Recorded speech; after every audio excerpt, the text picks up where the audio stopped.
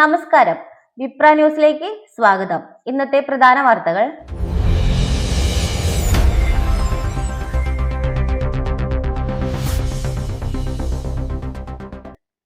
Kasaragod influencer Chinnu Pappu എന്നറിയപ്പെടുന്ന രേഷ്മ മരിച്ച നിലയിൽ കണ്ടെത്തിയ സംഭവത്തിൽ പോലീസ് അന്വേഷണം തുടരുന്നു. യുവതിയുടെ സുഹൃത്തുക്കളുടെ മൊഴി അന്വേഷണ സംഘം രേഖപ്പെടുത്തി.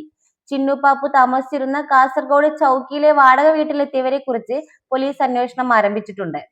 മരണവിവരം ആദ്യം അറിയിച്ച സുഹൃത്തിനെ അന്വേഷണ സംഘം ചോദ്യം ചെയ്തു. ലഹരി ഇടപാട് സംഘവുമായി യുവതിക്ക് ബന്ധമുണ്ടോ എന്ന കാര്യം പോലീസ് പരിശോധിക്കുകയാണ്. ഇന്നലെയാണ് വാടക ക്വാർട്ടേഴ്സിൽ തൂങ്ങിയ നിലയിൽ മൃതദേഹം കണ്ടെത്തിയത്. ഉടനെ ആശുപത്രിയിൽ എത്തിച്ചപ്പോഴേക്കും മരണം സ്ഥിരീകരിക്കുകയായിരുന്നു. കുടുംബ പ്രശ്നങ്ങൾ ഉണ്ടായിരുന്നുവെന്നാണ് പോലീസ് പറയുന്നത്. അതിനെ തുടർന്നുള്ള മാനസിക വിഷമത്തിലാണ് ആത്മഹത്യ ചെയ്തതെന്ന് പോലീസ് നിഗമനം. ശബരിമല സ്വർണ്ണക്കൊള്ളയുമായി ബന്ധപ്പെട്ട് നടൻ ജയറാമിന് ഇ.ഡി. സമൻസ്.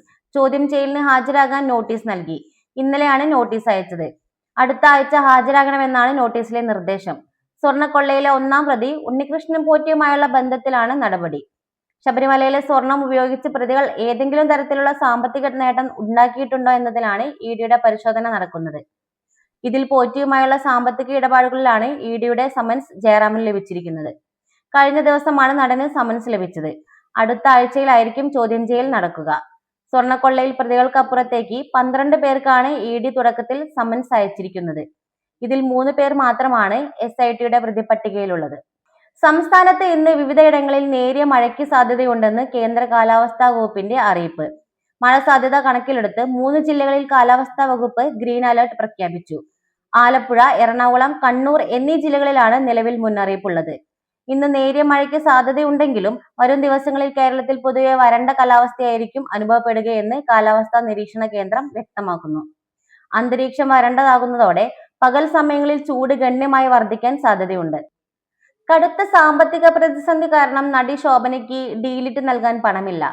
ശ്രീ ശങ്കരാചാര്യ സംസ്കൃത സർവകലാശാല നടി ശോഭന ഉൾപ്പെടെ 3 പേർക്ക് 2021 ഒക്ടോബർ 8-ാം തീയതി നടന്ന സിൻഡിക്കേറ്റ് യോഗത്തിൽ ഡി.ലിറ്റ് ബിരുദം നൽകാൻ തീരുമാനമായത്. പ്രഖ്യാപനം കഴിഞ്ഞ് 4.5 വർഷം കഴിഞ്ഞിട്ടും ഡി.ലിറ്റ് വിതരണം നടന്നില്ല. കഴിഞ്ഞ ദിവസം സംസ്കൃത സർവകലാശാലയിൽ നടന്ന ഒരു ചടങ്ങിൽ ശോഭന ഇക്കാര്യം സൂചിപ്പിച്ചപ്പോഴാണ് അധികൃതർ വീണ്ടും അത് ഓർക്കാൻ ഇടയായത്. വൈസ് ചാൻസലറായ ഡോക്ടർ കെ ഗീതാകുമാരിയോട് വ്യക്തത നേടിയപ്പോൾ അറിയാൻ കഴിഞ്ഞത് 15 ലക്ഷം രൂപ വേണം ഇത്തരത്തിലൊരു ഡി.ലിറ്റ് വിതരണം ചെയ്യാനുള്ള ചടങ്ങ് സംഘടിപ്പിക്കാൻ. ഇപ്പോൾ കടുത്ത സാമ്പത്തിക പ്രതിസന്ധി മൂലമാണെന്ന് അധികൃതർ വ്യക്തമാക്കുന്നു. ദില്ലി സ്പീക്കർക്കെതിരായ അവിശ്വാസ നീക്കത്തിൽ നോട്ടീസ് നൽകാൻ പ്രതിപക്ഷ തീരുമാനം. ലോക്സഭാ സെക്രട്ടറി ജനറലിന് നോട്ടീസ് നൽകും. തൃണമൂൽ കോൺഗ്രസ് നോട്ടീസിൽ ഒപ്പുവെക്കില്ല.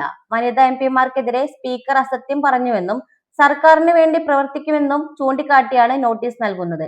നരേന്ദ്രമോദി സർക്കാരിന്റെ കാലത്ത് സ്പീക്കർക്കെതിരായ അവിശ്വാസ നോട്ടീസ് ഇതാദ്യമായാണ് വരുന്നത്. ഇതുപോലുള്ള ന്യൂസ് അപ്ഡേറ്റ്സിനായി വിപ്ര ന്യൂസ് സബ്സ്ക്രൈബ് ചെയ്യൂ.